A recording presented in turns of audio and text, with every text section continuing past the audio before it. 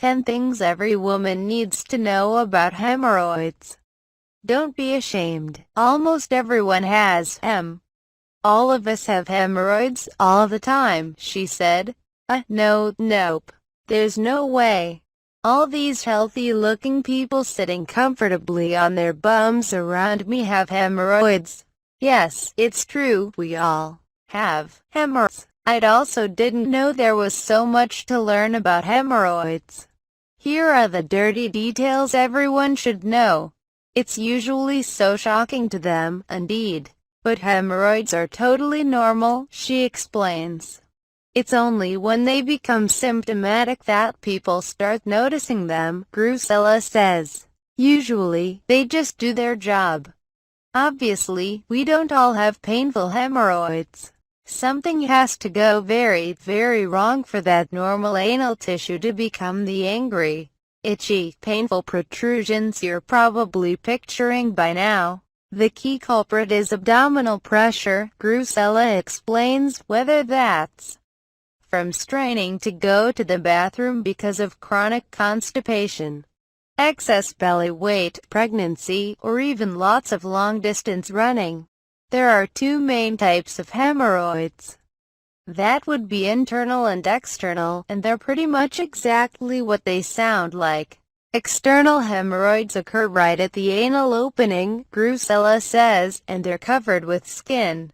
However, internal hemorrhoids are more likely to bleed, and, if the situation gets really dire, they can prolapse or fall out of the anus. Uncomfortable, sure. Harmful? Not so much. Okay, so that description certainly sounds miserable. But the faint glimmer of good news here is that hemorrhoids aren't going to cause any direct harm to your health. That doesn't mean you're off the hook for seeing your doctor. People are quick to think any symptoms back there must be hemorrhoids. Then grab an OTC treatment and deal with the pain, especially with internal hemorrhoids, where you can't see where the blood is coming from. It could be something more serious. Anybody with new bleeding or blood in the stool should talk to their doctor. Plus, lingering symptoms could actually be due to other causes, like fissures or warts, she says, which would warrant different treatment. The simplest way to avoid hemorrhoids is to examine your toilet habits. The toilet may be a porcelain throne, but you should not treat it like your personal Zen palace. People tend to spend a long time sitting on the toilet, even if they aren't necessarily constipated, reading or playing on their phones. Limit time on the toilet, don't bring reading materials, and leave the phone at the door. Constipation is a major trigger. All that straining and pushing increases the pressure that can lead to inflamed hemorrhoids. Treating any constipation is the second step in standard hemorrhoid treatment, but most people will get better by increasing hydration and fiber. That hemorrhoid cream probably won't help. You've cringed at the embarrassing ads, but you can probably save face at the pharmacy by avoiding over-the-counter hemorrhoid creams.